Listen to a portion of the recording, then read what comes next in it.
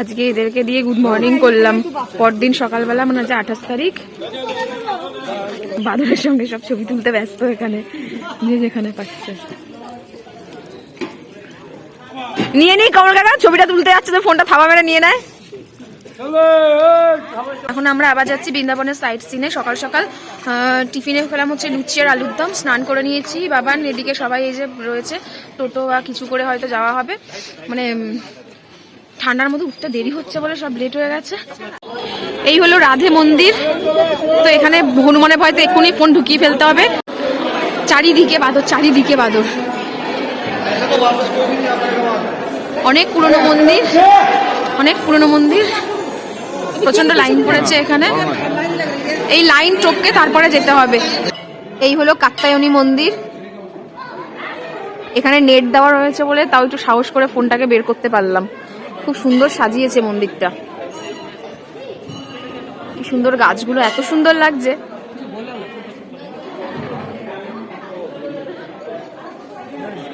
দেখো, ওয়াও।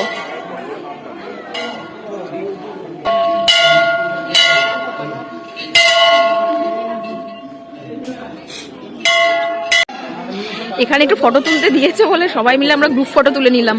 তো এখন ওর একটা ফটো তোলা হচ্ছে।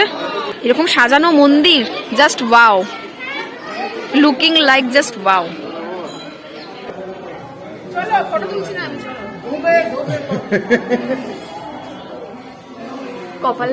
কপালে টিকা পরে নিয়েছি সবাই। প্রথম মন্দিরটাতে সবাই একটা করে পরে নিয়েছি। কেউ এই গালে, এই গালে। এইখানে এসেছি হচ্ছে এখন আমরা সোনার তাল গাছ দেখতে। জায়গার নাম জানি না, তবে এইটুকুনি জানি সোনার তাল গাছ দেখতে আসা হয়েছে। আচ্ছা, এটা হচ্ছে লক্ষ্মীনারায়ণ মন্দির, মানে রঘুনাথ মন্দিরে আমরা এসেছি। ওই দিকটাতে এটা দেখা যাচ্ছে, ওখানে রাখি পূর্ণিমা দিনকে হাতির লড়াই হয়। আর এই যে 16টা থাম্বা দেওয়া যেটা দেখা যাচ্ছে যে নাট মন্দির মতন, ওখানে লক্ষ্মীনারায়ণের বিয়ে হয় মকর সংক্রান্তিতে। এই হলো সোনার তাল গাছ, যেখানে 500 কিলো সোনা রয়েছে। 500 কিলো সোনা।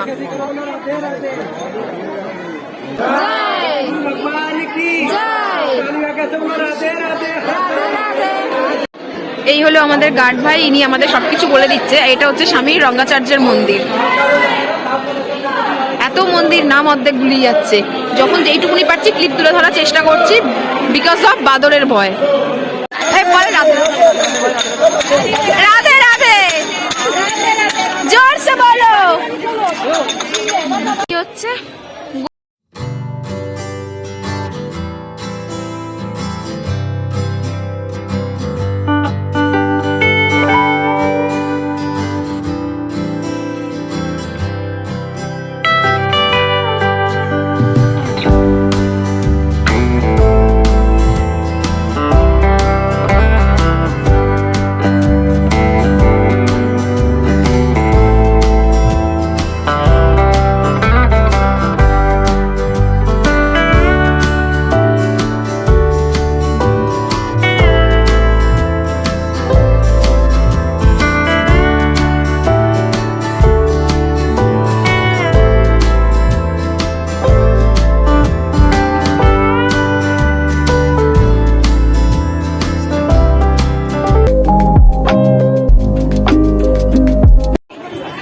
তো আমরা এখন রয়েছি নিধিবনে।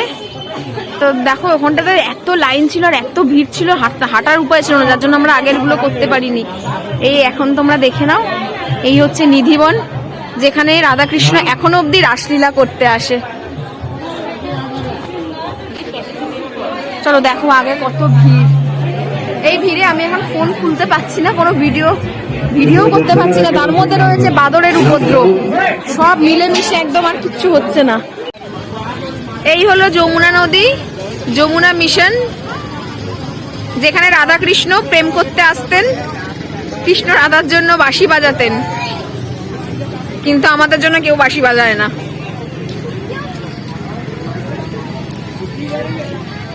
এই মাত্র নিধিবন থেকে বেরোলাম, নিধিবন থেকে বেরিয়ে তারপরে যমুনার পাড়ে আসলাম। আর ওখানে এত ভিড় এত ভিড় এত ভিড় যে মাথা পুরো খারাপ হয়ে গেছে। তার মধ্যে তো বাদরের উৎপাত, জানি না সবাই কি করে ভিডিও করে, বাট আমার তো এখানে ভিডিও করতে করতে বাদর দেখতে হচ্ছে।